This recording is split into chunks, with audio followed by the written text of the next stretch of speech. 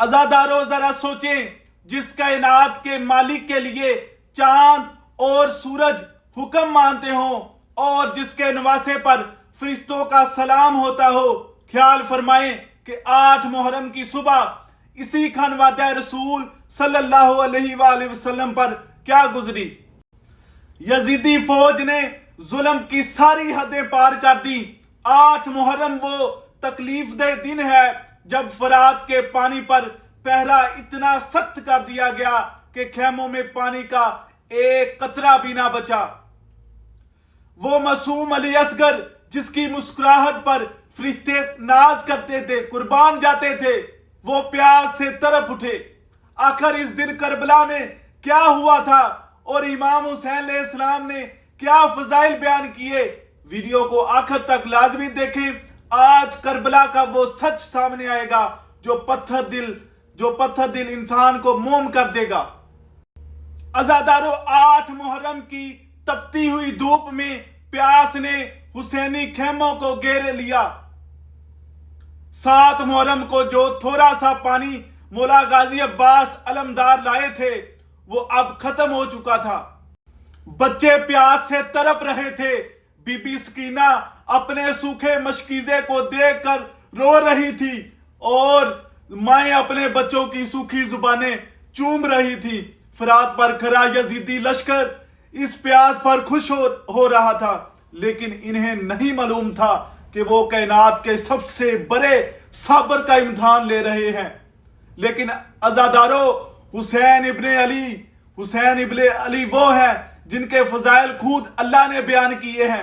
اس پیاس کے عالم میں بھی امام حسین علیہ السلام نے دشمن کو یاد دلایا کہ وہ کس کی پاک ہستی پر پابندی کر رہے ہیں۔ پہلی فضیلت، رسول اللہ نے فرمایا حسین مجھ سے ہے اور میں حسین سے ہوں، یعنی حسین کا خون نبی پاک صلی اللہ علیہ وآلہ وسلم کا خون ہے۔ دوسری فضیلت، وہ حسین علیہ السلام جن کا جولا فرشتے جلاتے تھے۔ تیسری فضیلت، یہ وہ حسین علیہ السلام ہے جنہیں رسول اللہ صلی اللہ علیہ وآلہ وسلم نے جنت کے نوجوانوں کے سردار کہا۔ غریب و سادہ رنگین ہے داستان حرم، نہایت اس کی حسین ابتدا ہے اسماعیل۔ امام حسین علیہ السلام نے یزیدی فوج کے سامنے کھڑے ہو کر بلند آواز میں فرمایا، اے لوگو، کیا تم نہیں جانتے کہ میں تمہارے نبی کا نواسا ہوں؟ کیا تم نہیں جانتے کہ میں فاطمہ الزہرا میری ماں ہے اور علی علیہ السلام میرے والد ہیں؟ جب دشمن پر کوئی اثر نہ ہوا تو امام نے فرمایا، اگر تمہاری جنگ مجھ سے ہے تو مجھ میں میدان میں آ کر لڑو، لیکن ان معصوم اور بے زبان بچوں پر پانی بند مت کرو۔ مگر افسوس، یزیدیوں کے دل پتھر ہو چکے تھے اور انہوں نے مولا کی بات کا جواب تیروں سے دیا۔ امام نے فرمایا، اگر تمہاری جنگ مجھ سے ہے تو مجھ سے میدان میں آ کر لڑو، لیکن ان معصوم اور بے زبان بچوں پر پانی بند مت کرو۔ مگر افسوس یزیدیوں کے دل پتھر ہو چکے تھے اور انہوں نے مولا کی بات کا جواب تیروں سے دیا۔ جو وقت گزرا، 9 محرم کی صبح آ گئی۔ یہ وہ دن ہے جسے تاریخ میں یوم تاسوعہ کہتے ہیں۔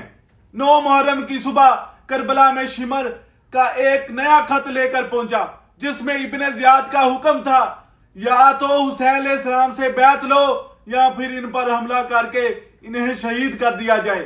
9 محرم کی صبح تک حسینی خیموں کا گھیراؤ اتنا سخت کر دیا گیا کہ امام حسین علیہ السلام اور ان کے ساتھیوں کے لیے کوئی راستہ نہ بچا اور جنگ بالکل سر پر آ گئی۔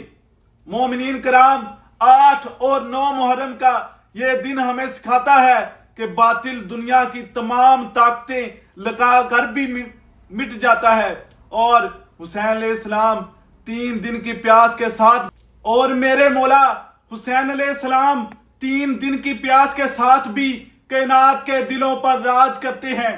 یزید پانی بند کر کے بھی ہار گیا اور حسین علیہ السلام پیاسا رہ کر بھی جیت گیا۔ جیسے علامہ اقبال نے فرمایا، انسان کو بیدار تو ہو لینے دو، ہر قوم پکارے گی ہمارے ہیں حسین۔ اللہ ہمیں سچا حسینی بنائے اور غم حسین پر قائم رکھے۔ لبیک یا حسین، لبیک یا حسین۔